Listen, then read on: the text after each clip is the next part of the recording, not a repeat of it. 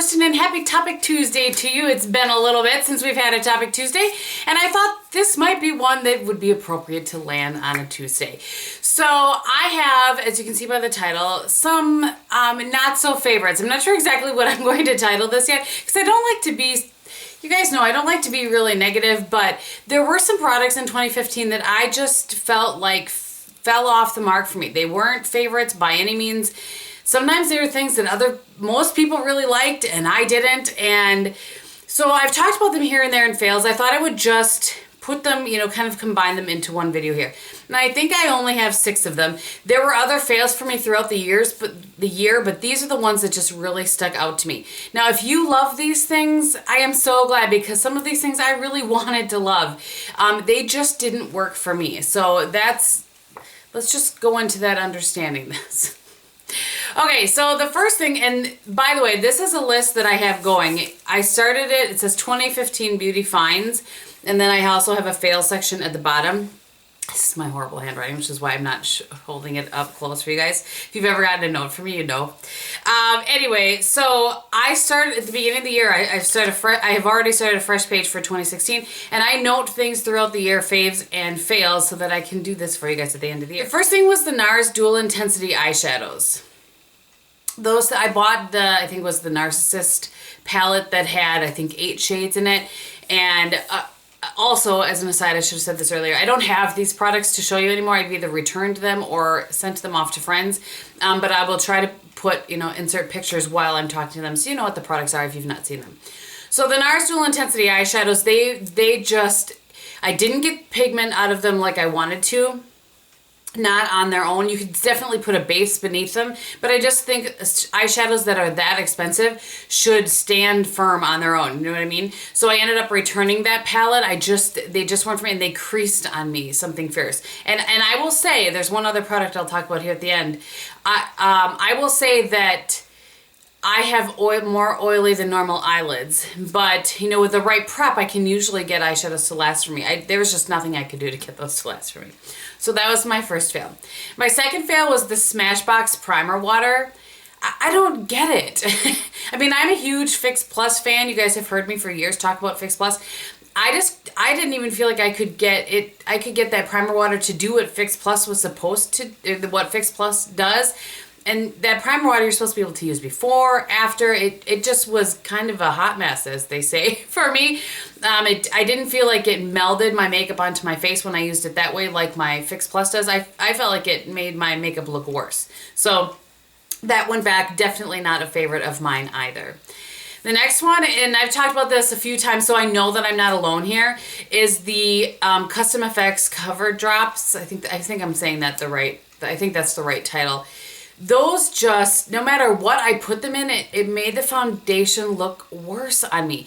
I don't know if it's just my skin, the age of my skin, the fact that I tend to lean more dry. I don't know, but even a foundation that I loved, and I thought, well, let's just try to kick up the coverage of it, I would put those in, and it would make that foundation look terrible on me. I don't understand what my deal is. And I've talked this over with, makeup artists that that really love and use this product, and it just isn't a product that works for me. So the Cover FX Custom Cover Drops, I think is what it's called, was my third fail of the year. The Anastasia Dip Brow. I tried, you guys, and what's funny is that I looked for that because I was going to send it to a friend I heard her talking about how she wanted other shades, but I must have returned it because I don't have either that, or I just got so angry with it I threw it out. I have a feeling I probably returned it. It's a pretty expensive product to just throw out. But that no matter what I did or what brush I used, I even have the Anastasia brush that goes with it, I could not get it to look anywhere close to natural to me. It was too finicky for me. I think had I probably gone a little longer, there's a little bit longer learning curve than I'm used to or appreciate. So I think I just was like, all right, I'm done with this. So it's a pretty finicky product. I know the people that use it and really love it. They love it. They are, firm believers in the dip brow. For me, it just wasn't my favorite. So I just wanted to give that one a mention. The other one was the Becca Mineral Powder. I thought I was really going to love that, and part of it I think was the shade wasn't right for me, but even having said that, what I love about mineral powders is when you buff them into your skin, they really just become part of your skin. You don't see them sort of sitting on top of your face, and that Becca powder, I just really felt like it didn't become part of my face. It didn't give me kind of that glow that I love from, say, the Laura Mercier powder or the Estee Lauder Double Wear Loose Mineral Powder. I'm trying to think of or even Bare Minerals. I used to use Bare Minerals. It didn't sort of give me that glow and that life. It just really kind of made my skin look flat and older. And so that had to go back. All right, the last thing that I have is the mug, or the Makeup Geek, I wrote mug, the Makeup Geek foiled eyeshadows. So I ordered that first set, I pre-ordered it when they came out, and I think I kept a couple of the shades, and I sent the rest off to a friend of mine.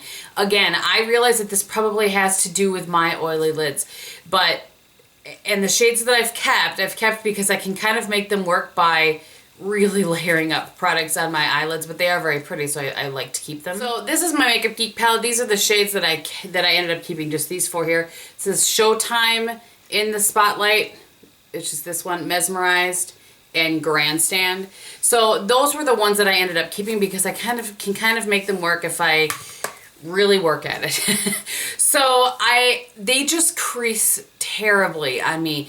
I mean, I will put them on if I do my normal, and what my normal eye primer routine is Urban Decay Primer Potion, and then MAC Painterly Paint Pot over the top of that. And then depending on what I'm doing, sometimes I'll put like a bone sort of shade shadow over all of that. Trust me when I tell you, I've tried them with everything.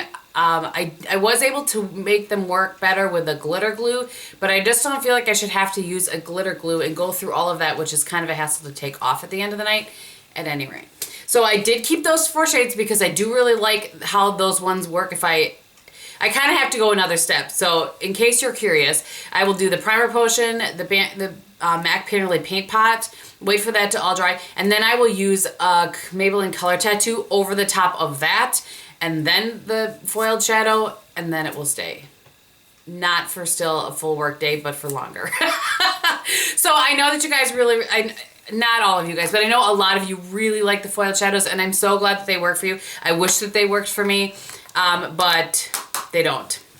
So that is everything that I have that I could think of that were really kind of standout fails for me. I feel like there might have been a couple of other ones, but those were the ones that I had written down throughout the year. So hopefully this was a short and sweet sort of video.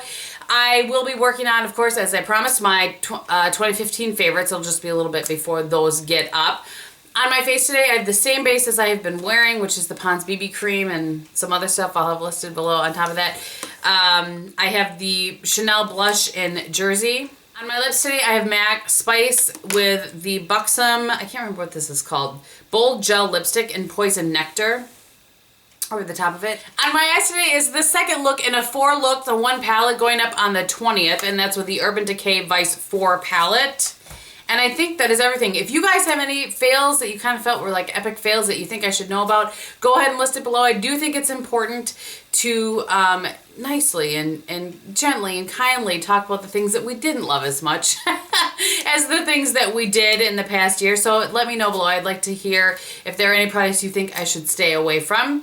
And I think that that is everything. So thank you guys so much for watching. I hope that you're having a great day. And in everything that you do, be beautiful. Bye.